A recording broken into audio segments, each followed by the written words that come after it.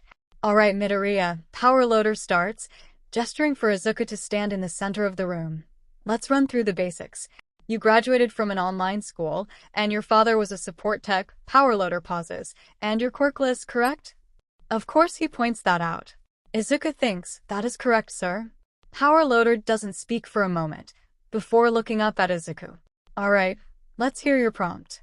I was asked to provide a support item for a hero with a long-ranged quirk that gets weaker as people get closer. The hero also requested that the device be done as soon as humanly possible. Izuku hands 𝗵𝘃𝗧𝗟𝗘 the envelope, and he swears that he can see a slight smirk. Given the nature of the device and the time constraint presented by the test and the requester, I chose to avoid complex machinery as a solution. Izuku held up his drafting paper. Instead, I chose to keep the device simple, something that is broad and versatile, that can be used in multiple different scenarios with relatively constant success. Izuku pinned his drafting paper to the board behind him. I designed a concussive force grenade, which when detonated releases a shockwave designed to push a target back, knocking them over if at all possible. Izuku continued, pointing at different parts of the design. The actual filler of the grenade is not explosive in nature. Instead, it is entirely kinetic, designed to produce force without leaving lasting harm. Izuku can feel himself sweating, but his focus is on his presentation right now. When the trigger cap is struck by the pin, it activates an electromagnet within the grenade's shell that sends 24 steel balls shooting into each other. When the steel balls collide in the center of the grenade, the collision in the center of the grenade creates small shockwaves that are then amplified by the electromagnet until it has nowhere to go but out. At this point, the invisible seam along the middle of the grenade will open, allowing the force to escape and creating a concussive wave with enough force to knock someone back.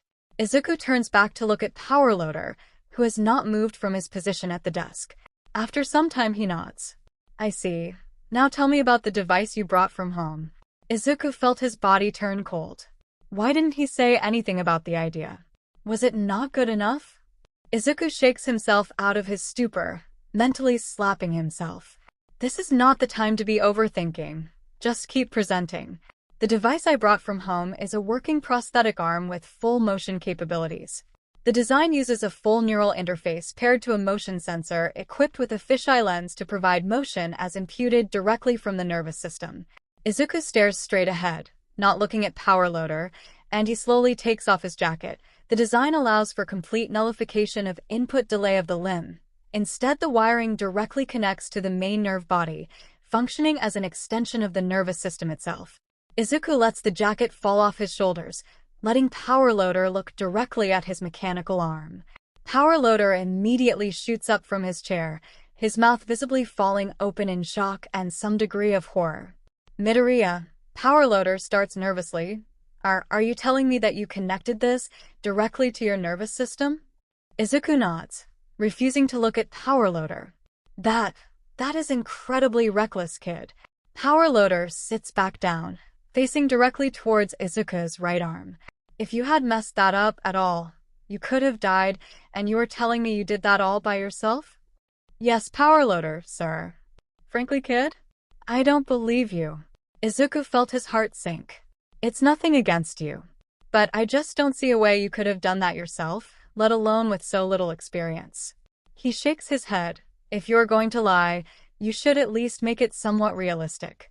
Izuku quaked with rage, before looking up at Power Loader. Or of course he didn't believe him. Nobody ever did. In one sentence, the hero had tried to invalidate the past 9 months of his life, not to mention the entire experience of installing the damn thing in the first place. So you just assume I came here, lied about my invention, and then lied directly to you? You really think I would be that stupid? If Power Loader felt intimidated, he did not show it. Instead, he simply leaned forward on his desk, masked face seeming to shoot daggers through Midoriya. Honestly? Yes. People do it all the time. They think they can get that kind of thing past me, but it hasn't worked yet, and it won't work now. The hero sighed, turning away from the boy. The whole concept of a 1:1 interface between man and machine is still theoretical, maybe even impossible. I just don't see how a 15-year-old kid could have succeeded where thousands of others have failed. Izuku's fists clenched at his sides, quaking with rage. Because none of them ever had the motivation to do what had to be done. A 1-to-1 integration isn't impossible, and I'm living proof. He pulled a small thumb drive out of his pocket and flicked it over to Power Loader, where it landed on his desk.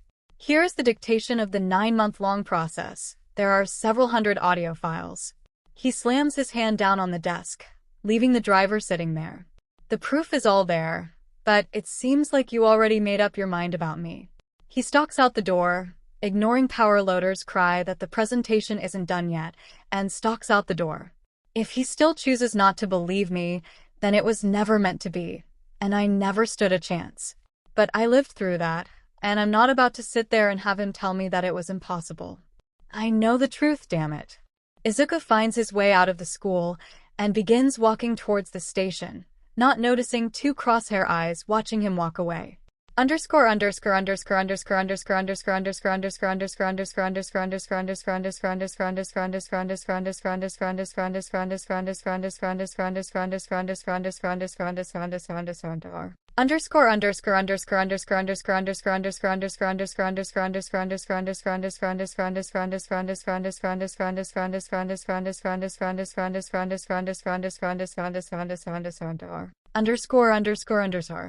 Well, I'll be damned. 𝗵𝗃𝗲 thought to himself. The kid really wasn't lying. 𝗧𝗵𝗲𝗃𝗲, better known as Power Loader, sat in his office, playing the audio recordings off the thumb drive. He was pleasantly surprised at how detailed they were, though the most recent addition made him immensely uncomfortable.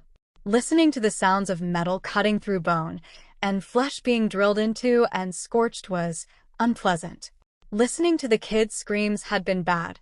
Listening to when they stopped, the empty air and slow, scorching sounds of the shoulder harness as he cauterized it into place, that was almost worse. 𝗵𝗃𝗲 had never been good with blood and gore, and the audio of this process, despite only being about 3 minutes, made him sick to his stomach.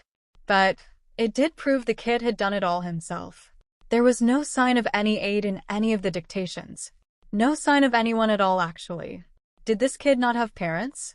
Either way, he would have to review the dictations more in depth, just to be sure.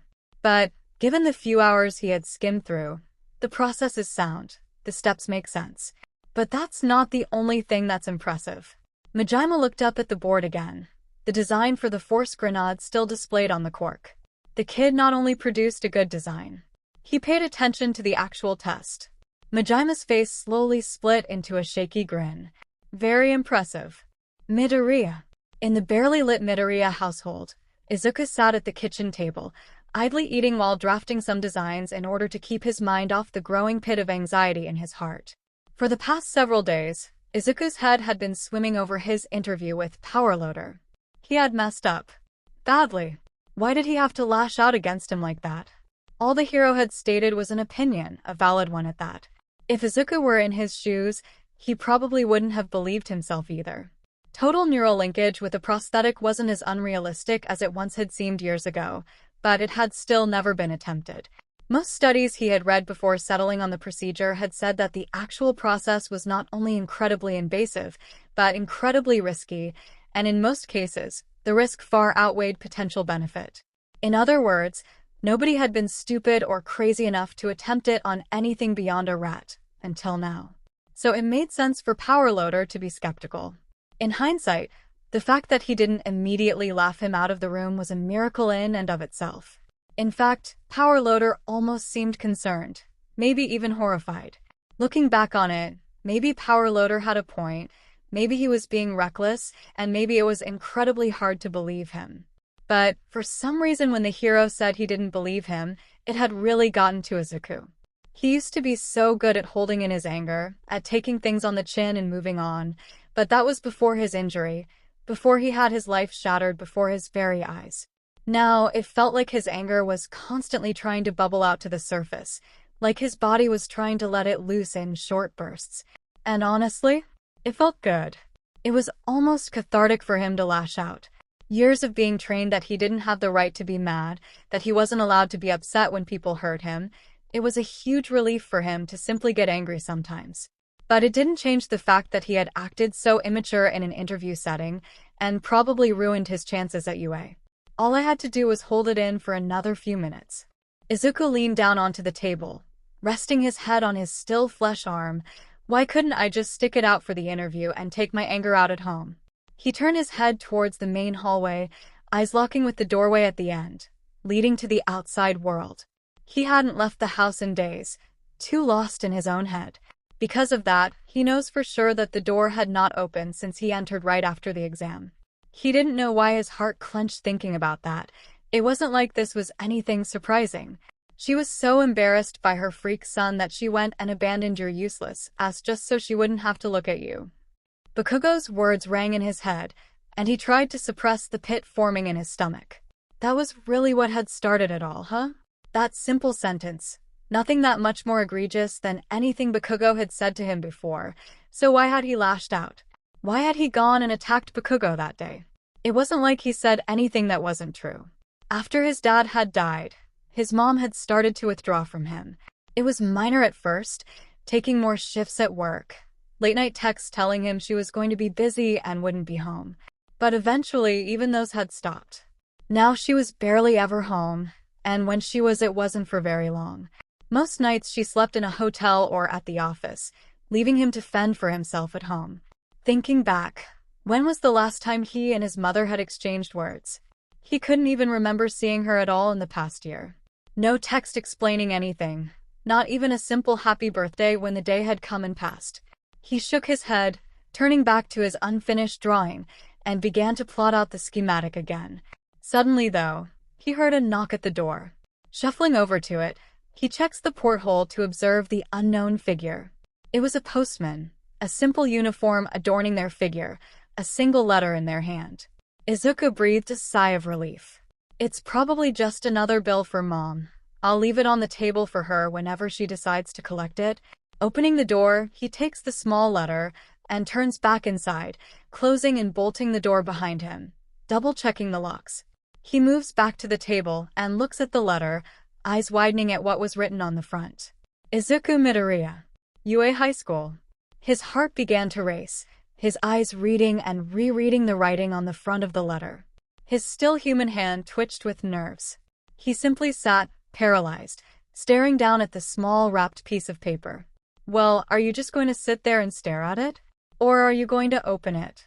The voice in his head reprimanded him. He took a deep breath and opened the envelope, a small metal disc falling out of it onto the table. The disc began to blink, and a holographic projection appeared over it, startling Izuku slightly. In the projection, the familiar figure of 𝗵𝘃𝗧𝗏 stared back at him. Mr. Midoriya, I am here to deliver the results of your performance in the exam. 𝗵𝘃𝗧𝗏 spoke bluntly, clearly having made dozens more of these before getting to this one. In the written exam you scored excellent, getting the third highest grade of all applicants. Nothing to scoff at. 𝗵𝘃𝗧𝗏 then takes a deep breath, rubbing the exhaustion out of his invisible eyes, and pulls out a piece of paper.